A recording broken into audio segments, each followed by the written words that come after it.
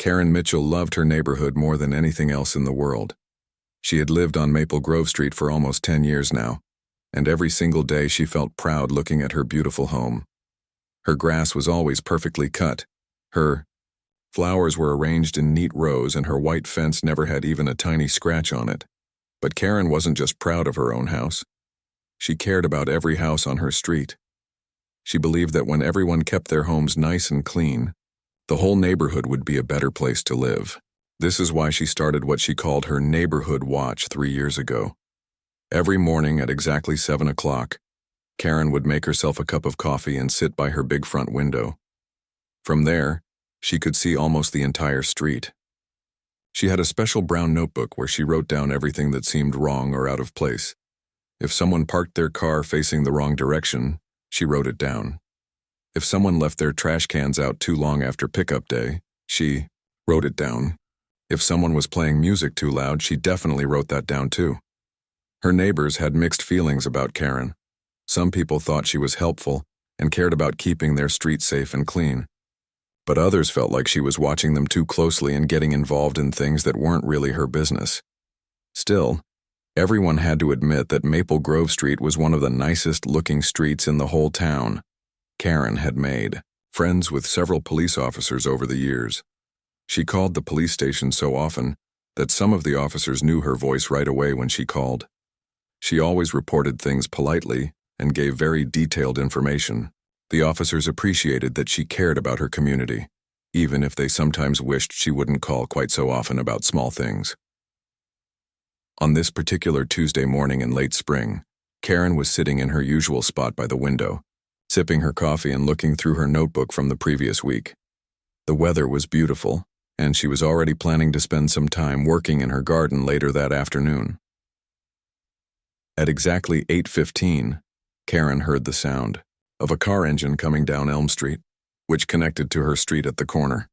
She looked up from her notebook and saw a white police car driving faster than usual. The speed limit on all the streets in their neighborhood was 25 miles per hour, and Karen had gotten very good at estimating how fast cars were going, just by watching them. This police car was definitely going faster than 25 miles per hour. Karen estimated it was probably going around 35 miles per hour, maybe even a little faster. She felt her heart start beating faster as she watched the car continue down the street without slowing down.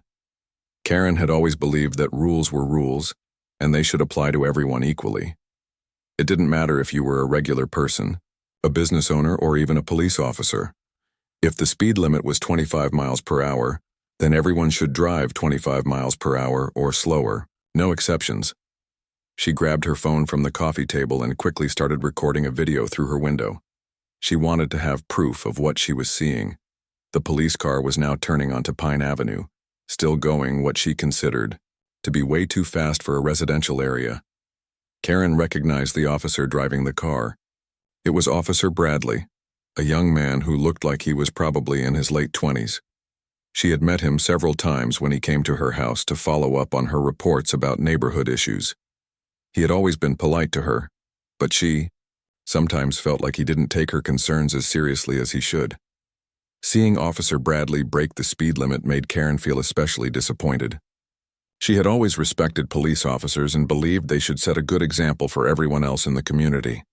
How could regular citizens be expected to follow the law if the people enforcing the law weren't following it themselves? Karen stood up from her chair and walked closer to the window, still recording with her phone. She watched as the police car disappeared around another corner, heading toward the main part of town. Her mind was racing with thoughts about what she should do next. She could call the police station and report what she had seen, but she realized that might be awkward since she would basically be reporting on one of their own officers. She could write about it in her notebook and bring it up at the next neighborhood association meeting, but that seemed like it would take too long and might not lead to any real action. Then Karen had an idea that seemed perfect to her in that moment. She remembered learning about something called a citizen's arrest in a crime show she had watched recently. The show explained that regular citizens had the right to arrest someone if they witnessed them breaking the law. She wasn't completely sure about all the details, but she felt confident that what she had just witnessed was definitely against the law.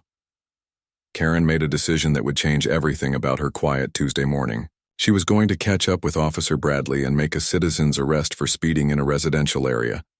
She felt nervous but also excited about doing something so important for her community. She grabbed her car keys, made sure her phone was fully charged for recording, and headed toward her garage. Karen had no idea that her simple plan to uphold traffic laws was about to turn into the most dramatic day of her entire life. Karen's hands were shaking slightly as she backed her silver Toyota out of her driveway. She had never done anything like this before in her entire life. Sure, she had called the police many times about neighborhood issues, but actually chasing after a police officer to make a citizen's arrest? This was completely new territory for her. As she drove toward the direction where she had last seen Officer Bradley's police car, Karen tried to remember everything she could about citizens' arrests. She wished she had paid more attention to that crime show, but she was pretty sure that citizens had the right to arrest someone when they witnessed a crime being committed. And speeding was definitely a crime, right? Even if the person doing it was a police officer. Karen turned onto Pine Avenue and immediately spotted the white police car about 4 blocks ahead of her. Her heart started beating faster as she realized she was actually going to go through with this plan. She pressed down on the gas pedal to catch up, making sure to stay within the speed limit herself. The last thing she wanted was to break the law while trying to enforce it. When she got closer to the police car, Karen wasn't quite sure how to get Officer Bradley's attention. She had seen people flash their headlights at other drivers before, so she tried that first. She turned her headlights on and off several times, hoping he would notice in his rearview mirror and pull over. But Officer Bradley didn't seem to notice, or if he did notice, he didn't understand what she was trying to communicate. The police car just kept driving at the same speed, still going faster than Karen thought was appropriate for a residential area. Karen decided she needed to be more obvious about getting his attention. She started honking her horn in short, quick bursts. Beep, beep, beep. She hoped this would be enough to make him realize that someone was trying to flag him down for something important. Inside the police car, Officer Bradley was having a very confusing morning. His radio had been crackling with reports about a domestic situation on the other side of town that sounded pretty serious. A woman had called saying her neighbor was screaming and throwing things, and she was worried someone might get hurt. He was trying to get there as quickly as possible while still being safe, but for the past few minutes he kept hearing a car honking behind him. When he looked in his rearview mirror, he could see a silver car following him pretty closely. The driver appeared to be a middle-aged woman who seemed to be waving at him or gesturing about something. Officer Bradley's first thought was that maybe this woman was trying to report some kind of emergency. Sometimes people would follow police cars when they needed help and couldn't get through to the emergency phone line. He considered pulling over to see what she needed, but the domestic situation call was marked as urgent, and he really needed to get there soon. Meanwhile, Karen was getting more and more frustrated. She'd been following the police car for almost 10 minutes now, and Officer Bradley was completely ignoring her attempts to get his attention. She started honking her horn more frequently and for longer periods of time. "Pull over," she yelled, inside her car, even though she knew he couldn't hear her. "I'm trying to help you understand that you're breaking the law." Karen decided she needed to take a more direct approach. She carefully pulled up closer to the police car, making sure to maintain a safe distance, and rolled down her driver's side window. She stuck her left arm out the window and started waving it around, trying to get Officer Bradley to notice her in his side mirror. When that didn't work, she remembered that she had her phone with her. She managed to grab it from the passenger seat while still keeping one hand on the steering wheel. Karen started recording again, this time holding the phone out her window so she could capture both her car and the police car in the same shot. "This is Karen Mitchell from Maple Grove Street," she said loudly toward her phone's microphone, trying to speak clearly over the wind noise from her open window. "I am currently following a police officer who is clearly speeding in a residential area. I am attempting to make a citizen's arrest, but the officer is refusing to pull over." Karen felt proud of herself for thinking to document everything. She was sure this video would be important evidence later, when she had to explain her actions to other police officers or maybe even a judge. Officer Bradley was getting more concerned about the woman following him. Her behavior was becoming more erratic, and he was starting to worry that she might be having some kind of mental health crisis. He had seen situations like this before where people became fixated on police officers for various reasons. The domestic situation call was still his priority, but he was also starting to think he might need to deal with this woman before someone got hurt. She was driving pretty aggressively now, honking constantly and waving things out her window. He worried she might lose control of her car or cause an accident. Karen was running out of ideas for how to get the police officer's attention. She had tried flashing her lights, honking her horn, waving her arms, and even recording herself making official announcements. Nothing was working, and she was starting to feel like Officer Bradley was intentionally ignoring her. That's when Karen came up with what she thought was her most brilliant idea yet. She would follow the police car until it had to stop somewhere, and then she would approach Officer Bradley directly to inform him that he was under citizen's arrest. This way he wouldn't be able to ignore her anymore, and she could properly explain the situation to him face to face. Karen had no idea that Officer Bradley was starting to call for backup. The chase had been going on for almost 15 minutes when Officer Bradley finally made a decision that would change everything. He could see that the woman behind him was becoming more and more aggressive in her driving, and he was genuinely worried that someone was going to get hurt if this continued much longer. Officer Bradley spotted the parking lot of Westfield Elementary School coming up on his right side. The school was closed for the day because of a teacher training event, so the parking lot was completely empty. This seemed like the perfect place to finally deal with whatever was going on with this persistent woman who had been following him all over town. He put on his turn signal and slowly pulled into the school parking lot. Behind him, Karen saw the police car turning and felt a huge wave of relief wash over her. Finally. Officer Bradley was going to stop so she could properly explain the situation to him. Karen followed the police car into the parking lot, her heart pounding with excitement and nervousness. She had actually done it.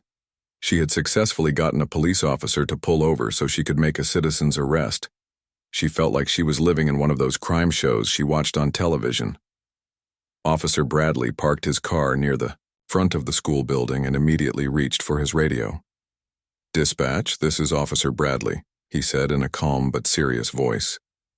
"I'm at Westfield Elementary School, and I have a situation here. I've got a civilian who has been following me for the past 15 minutes, driving erratically and trying to get my attention. I'm going to need backup here as soon as possible." The dispatcher's voice crackled back through the radio. "Copy that, Officer Bradley. We're sending units to your location now. Are you in any immediate danger?" Officer Bradley looked in his rearview mirror and saw Karen getting out of her car with her phone in her hand, still recording.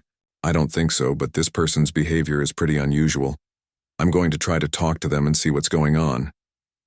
Karen practically jumped out of her Toyota, feeling more confident than she had felt all morning.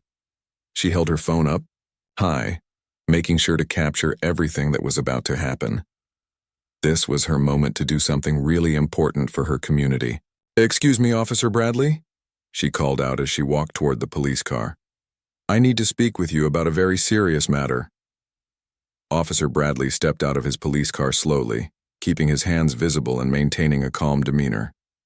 He had been trained to handle all kinds of unusual situations, but this was definitely a new one for him. The woman approaching him seemed excited rather than threatening, but he still needed to be careful. "Ma'am, I need you to stay right there, please," Officer Bradley said in his most professional voice. "Before we talk about anything else, I need to know if you're having any kind of emergency. Are you hurt? Do you need medical attention?" Karen stopped walking but continued holding her phone up to record. No, I'm perfectly fine," she said quickly. "I'm Karen Mitchell, and I live at 247 Maple Grove Street. I've been trying to get your attention because I need to inform you that you are under citizen's arrest." Officer Bradley blinked several times, not sure he had heard correctly. "I'm sorry, what did you just say?" Karen took a deep breath and spoke more clearly, making sure her phone was capturing every word. "Officer Bradley, I am placing you under citizen's arrest for speeding in a residential area, reckless driving, and evading a traffic stop. I witnessed you driving approximately 35 miles per hour in a 25-mile-per-hour zone on Elm Street at approximately 8:15 this morning." For a moment, Officer Bradley just stared at Karen, trying to process what she had just said. In his 5 years as a police officer, he had never had anyone try to arrest him before.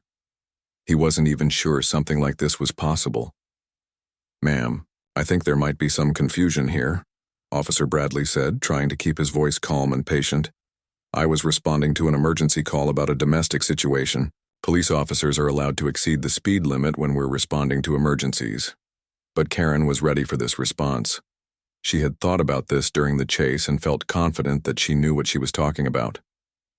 "That's exactly what I would expect someone to say when they get caught breaking the law," she replied firmly. "But rules are rules, and they apply to everyone equally. I don't see any emergency lights or sirens, so how was anyone supposed to know you were responding to an emergency?"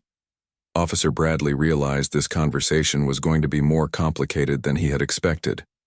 "Ma'am, we don't always use lights and sirens for every call. Sometimes it's better to arrive quietly, especially for domestic situations where we don't want to escalate things before we get there." Karen shook her head, still recording everything. "I'm sorry, but I don't buy that explanation. I've been watching police procedures for years, and I know that emergency vehicles are supposed to use proper signals when they're exceeding speed limits. You were clearly just driving recklessly. Ma'am, I really need you to understand that you cannot arrest a police officer for doing his job," Officer Bradley explained, starting to feel frustrated but trying not to show it. "And right now, I really do need to get to that emergency call. Someone could be in danger." "Well, you should have thought about that before you decided to break traffic laws," Karen replied stubbornly. "I'm not moving from this spot until you acknowledge that you were speeding and accept this citizen's arrest properly." That's when Officer Bradley heard the sound of sirens in the distance, getting closer to the school. His backup was arriving, and he felt relieved that he would soon have help dealing with this very unusual situation. Karen heard the sirens too, and she felt a surge of excitement. "Oh, good," she said brightly. "Your supervisor's coming. Now, we can get this sorted out properly with witnesses present." Neither Karen nor Officer Bradley realized just how dramatically things were about to change. 3 police cars came racing into the elementary school parking lot with their red and blue lights flashing brightly against the morning sky. Karen felt her heart racing with excitement as she watched them arrive. In her mind, this was perfect, proof that her citizen's arrest was being taken very seriously by the entire police department. "See?" Karen said to Officer Bradley, holding her phone even higher to capture all the police cars. "Your colleagues obviously know that what you did was wrong, and they're here to make sure this situation gets handled properly." Officer Bradley just shook his head and walked toward the arriving officers. He was relieved to see Sergeant Rodriguez stepping out of the first police car. Sergeant Rodriguez had been with the department for over 15 years and had probably seen every weird situation imaginable. "Rodriguez, thank goodness you're here," Officer Bradley said as his supervisor approached. "This lady has been following me for the past 20 minutes, and she's trying to arrest me for speeding while I was responding to that domestic call on Oak Street." Sergeant Rodriguez looked over at Karen, who was still standing by her Toyota, with her phone pointed toward them. She was practically bouncing on her feet with nervous energy. "Let me guess," the sergeant said quietly. "She thinks she's making a citizen's arrest?" "Exactly," Officer Bradley replied. "I've tried explaining about emergency responses, but she's not buying it. And meanwhile, the people on Oak Street are still waiting for help." Sergeant Rodriguez nodded and walked over toward Karen. He had dealt with situations like this before, though not exactly like this. Sometimes well-meaning citizens got confused about what they were and weren't allowed to do when it came to law enforcement. "Good morning, ma'am," Sergeant Rodriguez said in his most patient and professional voice. "I'm Sergeant Rodriguez.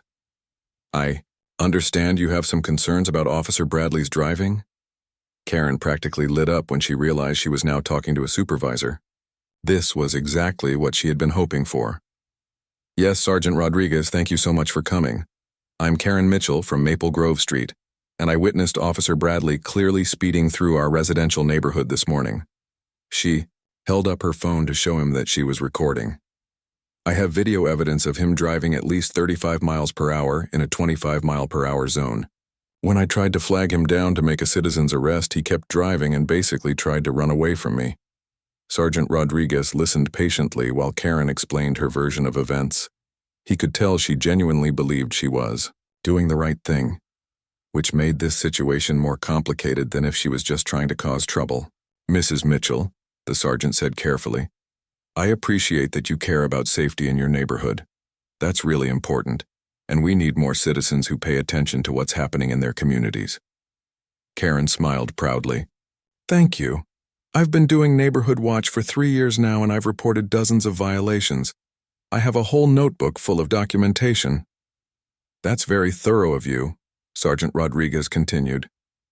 "But I need to explain something important about how police officers do their jobs.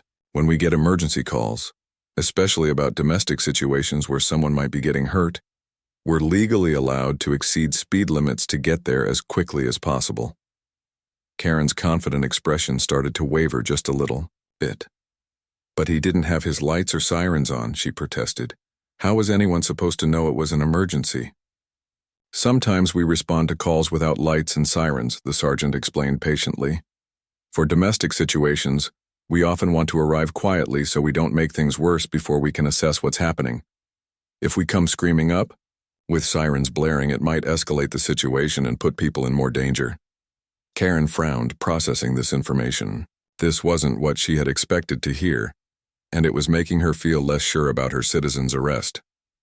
But the speed limit is the speed limit," she said, though her voice wasn't quite as strong as before. "You're absolutely right. That speed limits are important," Sergeant Rodriguez agreed.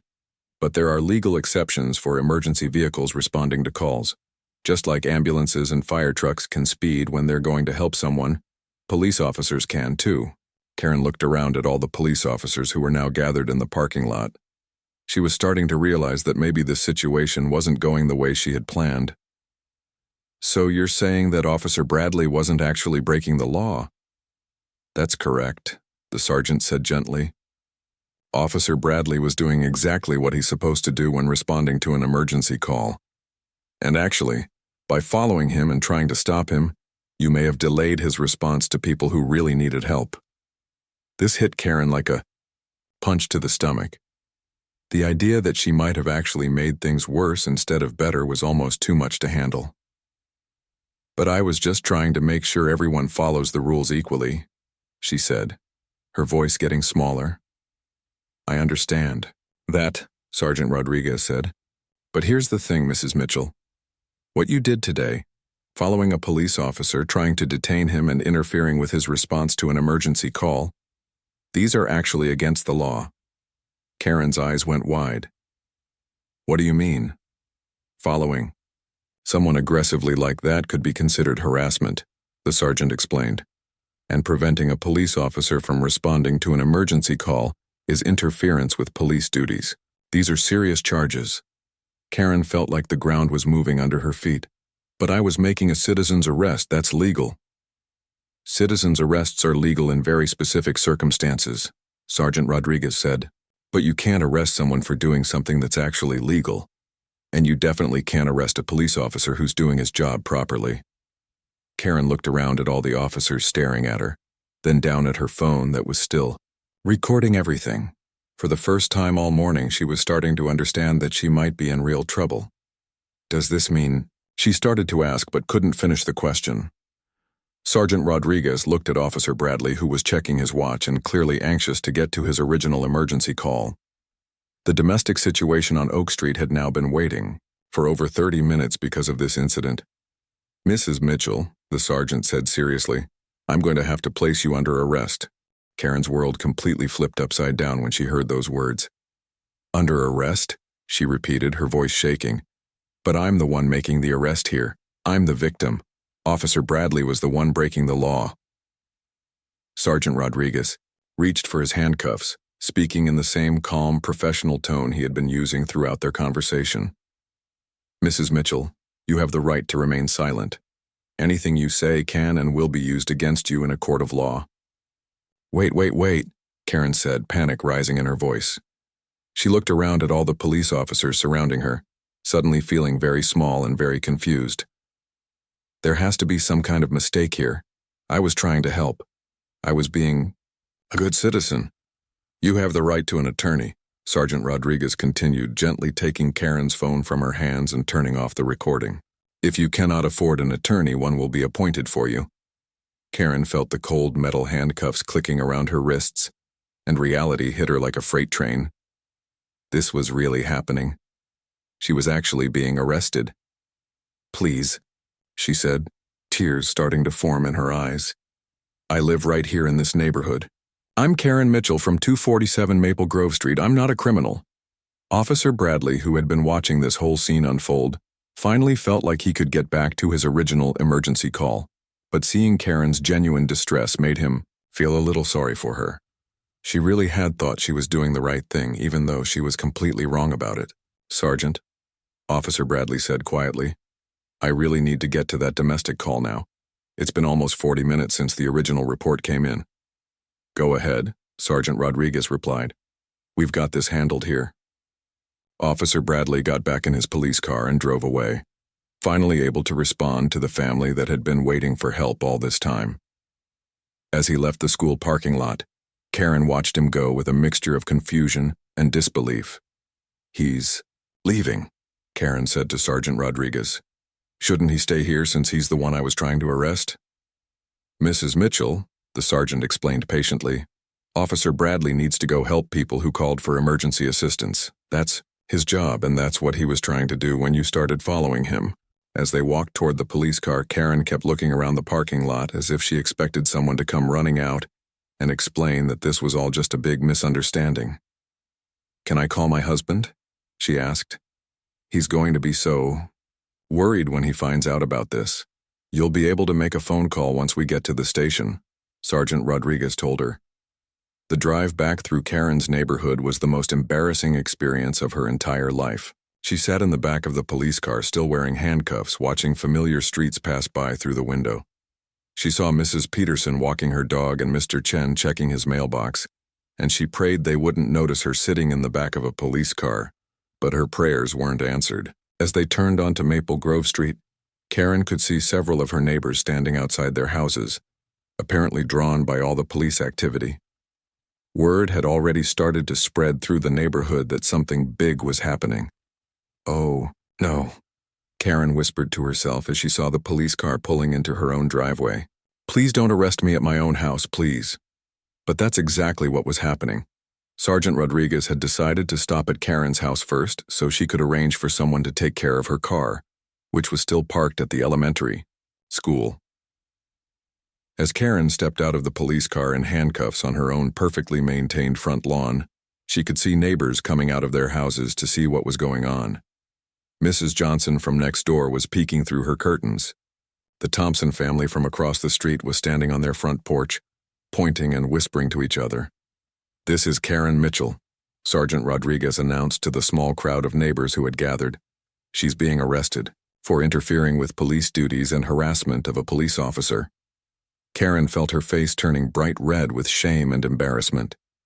These were the same neighbors she had been trying to protect with her neighborhood watch activities. These were the people she had called the police about when their music was too loud or their trash cans were left out too long.